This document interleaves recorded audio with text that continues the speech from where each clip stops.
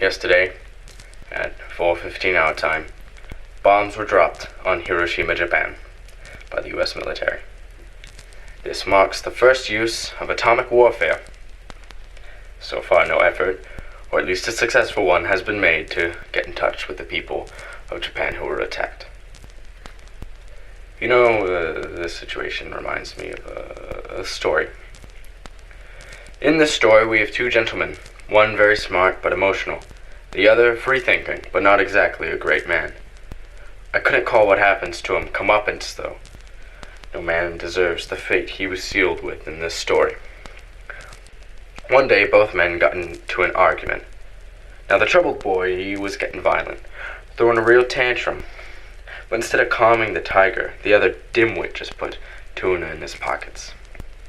Well, one thing led to another, and he knocks over his buddy's priceless heirloom. A real piece of treasure that thing was, passed down from his late mother, full of rich history and a potential financial gain. And now rightfully his pal gets mad at him and shoos him out of his house. However, his blood is just boiling now. Instead of brushing it off and cleaning up, he thinks of a way to get back at his friend. When he goes to work the next day, he sneaks into the company's lab, dead set on getting back his friend. He finds the chemicals he's looking for. When he gets home, he begins to mix the chemicals together, creating something more destructive than before, a vile creation only seen in science fiction stories. The next day, he invites his friend over for a soda. All seems normal at the moment. Ken. Hey, Dick.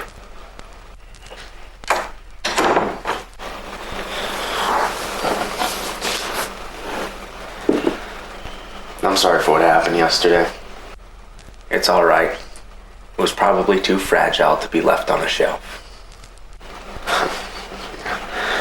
Well, when I left, I really did feel terrible. Like a monster. You're no monster. That means a lot, Ken. Say, I need to use your bathroom. Sure. Downstairs to your left. Thank you. When he leaves to use the restroom, he strikes and brings out the vial and pours it into his friend's drink. The rest of the lunch is unimportant.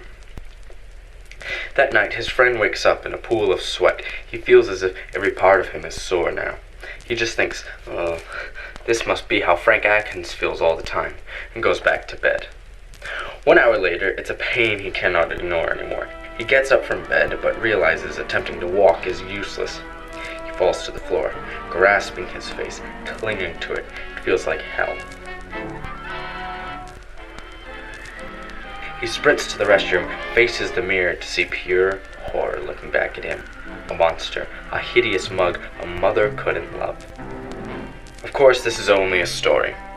However, it shares the similarity of revenge with Hiroshima's fate, and how it doesn't work, and makes you look like the bad guy of the story. America is the bad guy of the story. This is Rick Deckard, signing off.